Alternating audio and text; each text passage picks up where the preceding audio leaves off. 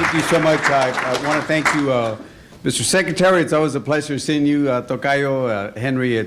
We appreciate all the great service you've done for the not only for the state but for the country. And Richard, it's always good seeing you also. And again, Jose, thank you for your kind introduction. I appreciate it. I was telling Joaquin that I would after this I'll take all the easy questions, and like I said last night, he's going to take all the hard questions. So leave that for Joaquin when he comes in. So you know, we got a good Texas delegation. We got a good Bexar County delegation also. The 23rd, as you know, is one that, you know, it keeps changing on that, but, you know, working with now with Will Hurd and working now with, of course, with Lamar. Lamar is a very good friend of mine, and of course, you know, Joaquin Castro and Lori Doggett. It's been good because when it comes, we might be Democrats or Republicans, but when it comes to Bexar County or when it comes to Texas, we've been able to set aside and try to be bipartisan on those particular issues. And I think that's what the American public expects is we might be D's or R's, but at the end of the day, they want us to sit down and work those problems that are facing us instead of sending out political messages one way or the other. And I think all the members are going to talk about the issues, but let me talk about a couple of issues. I'll start off with general, and then I'll talk about some of the issues that are important for Bexar County. I'll start off with the bill that's, I think, most important one is the appropriation bill, or should I say the 12 appropriation bills. In Austin, we used to have one. Over here, we deal with 12. We're still pending one, which is a Homeland Security, and I hope that the folks that are going after those, you know, the immigrant provisions, hopefully they'll realize that the numbers won't add up. They got to get 6 Democrats in the Senate, which will be very hard. I think all Democrats have said no to have a clean bill on Homeland. And then from there, let's say they do get that somehow. President vetoes, and there's no way that the majority will realize that they can't get everything. So at the end of the day, we're going to go back, and I think our Republican friends are in a very difficult situation because one way or the other, they can't let the Homeland Security or the Homeland part of the budget shut down. February 27th is it. I say that because I sit in the subcommittee on appropriations, and we worked on it the whole year. It's a little frustrating that we get to this thing and people are trying to add controversial riders on it, but hopefully we'll get that out of the way. But either way, we're going to start the process again for the appropriation bill. I sit on the Homeland and now transportation, and that includes HUD also, not only transportation, rail, airports, but HUD. And I was talking to Jaime Castillo, the deputy chief for our secretary, our new secretary for HUD, and I said, hey, send me your best. He sent me Jaime, and I said, Jaime? No, I'm just kidding. So I certainly want to work. Jaime's a good friend, but certainly, you know, we want to work with the new secretary for HUD and work on FAA. Also, I know the next gen, we were talking about this last night, the airport in San Antonio, which we got to follow up. But we're hoping we can get the appropriations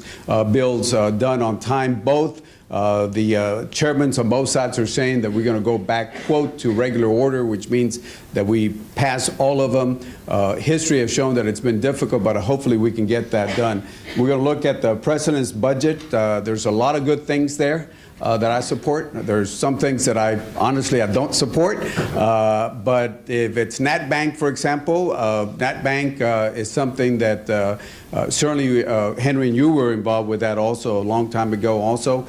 At Nat Bank, I think will be good if we can add the $45 million that the president has requested, and the Mexicans will do their part, because if we can focus on the border, both the U.S. and Mexico, that will be good not only for the border, but it will be good for the rest of the country, because we realize down there on the border that the Rio Grande or the Rio Bravo does not divide us, but actually unites us as two countries. Every day there's about $1.3 billion of trade between the U.S. and Mexico.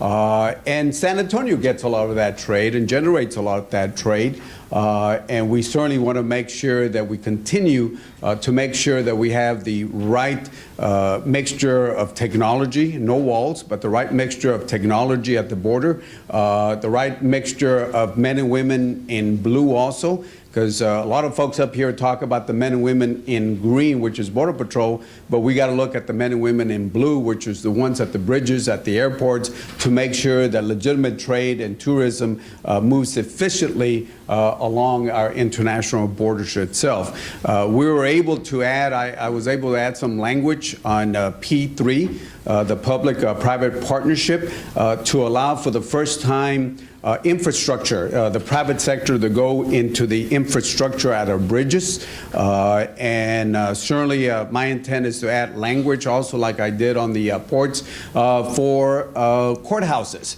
Because if there's not enough money at the federal level, then let's try a private partnership so we can get the San Antonio courthouse moving a lot faster, which is, again, important. I know talking to all the judges, and including the new judge that just came in, Judge, we need to have a new courthouse in San Antonio itself. So that's something that we've been working on together. The World Heritage Site, as you know, that's something we've been working on. I got Sal. Where's Sal? Sal, if you want to stand up. Sal's a fellow from the State Department, and he has put a memo on, I think, on how we can help address this. The part about the fees or the dues, the U.S. is not going to do it, unfortunately, because there are folks in the majority who are saying no. But there's a way that I think we can get it done. And talking to Will Hurd, I think we're on the same page. So if anybody wants a copy of the memo that Sal's with the State Department, so he understands that area pretty well. So we are definitely working on the World's Heritage Site in San Antonio. Joint Base San Antonio, as you know, has become a winner. The news that came out were very, very good for San Antonio, and certainly we want to build on the news that came out from that just recently itself. And finally, the other thing I do want to talk about is, and you just heard, trade is going to be very important, and it's going to be interesting because the president has most of the Democrats against trade, but I think it's something that Democrats and Republicans have to get together, whether it's the Trade Promotion Authority or whether it's the TPP, the Trans-Pacific Partnership. That is a way that we can look at the Trans-Pacific Partnership to do what I call a NAFTA 2.0. To upgrade some of the language that we had between the U.S. and Mexico, of course, Canada and other countries, but I'm looking in particular with Mexico. So we don't have to open up NAFTA, but we're able to do a NAFTA 2.0 by upgrading some of the provisions that were good at that time, but need to be upgraded at this time. Finally, the last thing that I do want to talk about is transportation. I think this meeting we set up this afternoon. We have a meeting with Chairman Bill Schuster, and again, Bill Schuster is important because he's the chairman of the transportation. We had him in San Antonio last year, and I'm hoping to, in the next few months, have him in San Antonio, in Laredo. He was flabbergasted when he saw, that we get 12,000 trailers a day through Laredo, and then in between, where we're driving from San Antonio down to Laredo, you add the Eagle Ford activity there, and you add trade and oil and gas, and you see that a freight courier, and that's one of the things I've been pushing, is a freight courier will be very important from other places, but in particular I-35, Laredo, San Antonio, and on beyond that. So we're hoping to have them in San Antonio, Laredo, and McAllen later on this year, and certainly hope to see some of y'all so we can spend time with the chairman to make sure that he understands that that when it comes to trade, it's important for Texas, but when you have trade and oil and gas and other activities like that, then it puts a particular strain on our infrastructure, and San Antonio knows this very well. And as we do the bill itself, as they do the bill, I'm on the appropriation part of the transportation, but as they do the language itself, it's going to be important that we have the right language there where San Antonio will benefit along with other folks on IH-35, and that will be important. So those are some of the things that I want to highlight. The only thing, there are things, I didn't hear the import-export, but I heard from Jeff when I was walking in a few minutes ago. Look, it's very, very, very simple. When it comes to the Export-Import Bank, if it was a perfect world and other companies across the world would not be supplemented by government, then we probably wouldn't need it. But the reality is that there is competition, and in that competition out there, there are companies across the world that are supplemented and aided by the government. So therefore, we need to make sure that we're on the same field to make sure the Import-Export Bank is good. We need to make a few adjustments to it, but it's good that we need to do. And again, I would ask that you ask every single member that comes up here and ask them how they feel about the Import-Export Bank, because I think it's politics aside, it's the right thing to do to support it, and hopefully we can get the support. Finally, I see my good friend Charlie Gonzalez. I could see only the corner. Charlie looks a lot happier since he left Congress. He looks more prosperous since he left Congress. And again, it's always good seeing you here. Finally, the last point, and for my friends at the Incarnate Word and other universities, under the president's budget, and again, I do support, I don't support the taxes that he has there. I think we need to have tax reform, but we need to kind of put it together to have a fair tax system. But Pell Grants have always been very, very important to me. As you know, I was the author of the Texas Grant, House Bill 713 in Texas, which is the largest scholarship in Texas history. And at the federal level, the Pell Grant is key to make sure that the kids that want to go to college don't use money as an excuse for not going to college, to make sure that we have our folks graduate from high school and go beyond that effort. Finally, the last thing, I see some folks here on the health care. Let me just give you this quick thing on health care.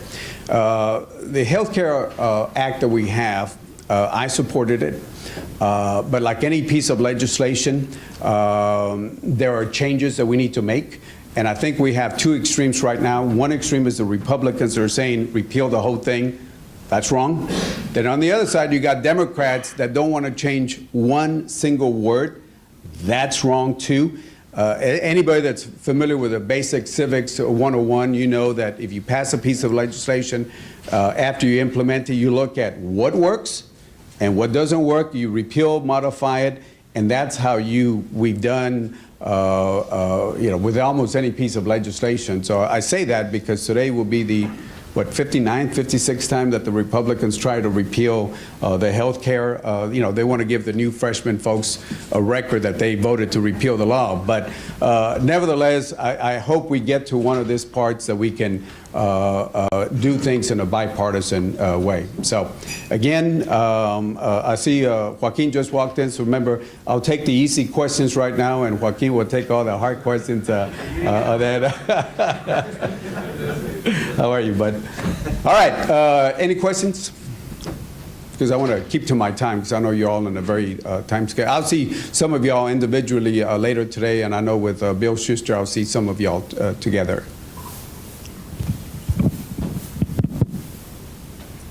Good morning, Congressman. I think my voice will carry. I'm sorry, what?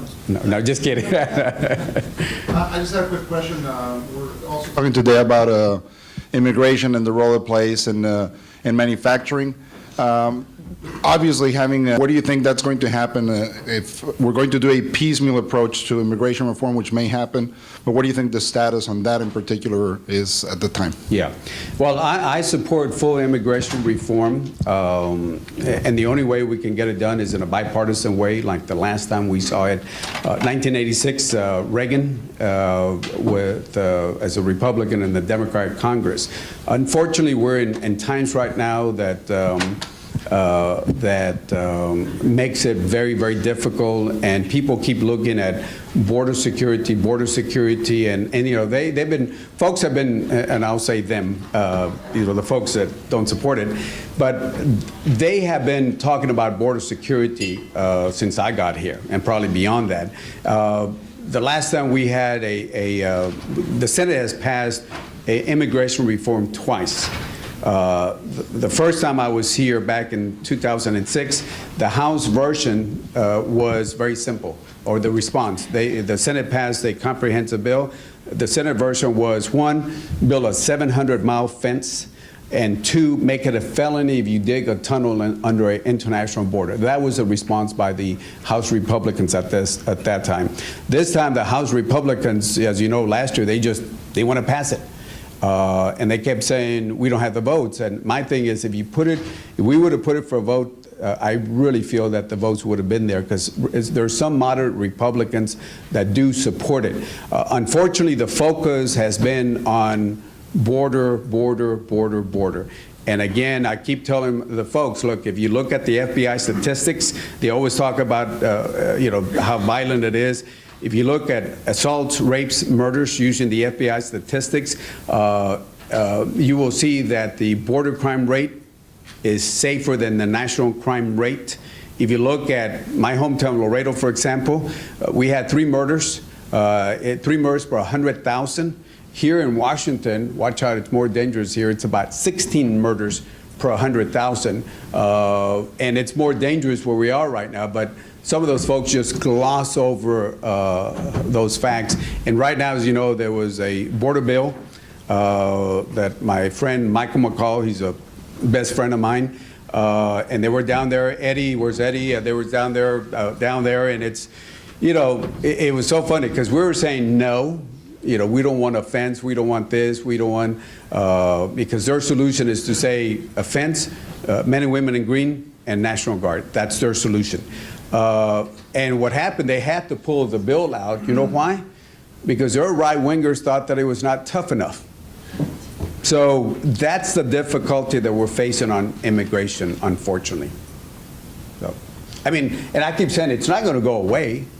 It's not going to go away. We just got to be smart. We need the not only the ag workers and all that, but we need the high-tech folks also, because why do we train students and then they get PhDs and engineers, and then they have to go home, and then they turn around and compete against us and start their own businesses? You know, what type of world do we live in that we train our competitors so they can compete against us? Nowhere except in the immigration system that we have. Anybody, you know, I'm sure you read the book, The World is Flat. And if you look at it, they said if we give some of those folks engineering PhDs, we ought to give them a green card also so they can stay here when they graduate also. One last question, because I don't want to take time away. By the way, talking about San Antonio and Laredo, Joaquin and I have it all worked out. His chief of staff is from Laredo, Carlos, and my chief of staff is from San Antonio, so we got it covered. The chief of staffs check on us to make sure we're doing the right things on that. Again, it's always a pleasure. Charlie, again, it's good seeing you, Charlie. Again, Secretary, it's always a pleasure. I've been a fan of yours for many years. I've always said that Henry is, is probably one of the best orators that I've heard. I don't know if you remember, you were at the chamber in Austin many years ago, and you were speaking about demographics. At that time, demographics, and you could literally hear a pin drop because of the vision and the knowledge that you have possessed for many years. So I've always been a big fan of yours on that. So, Richard, what happened to the Cowboys, man? Anyway, thank you so much, Jose. Thank you for the kind introduction again. Thank you. I'll be around for a little while. Thank you so much.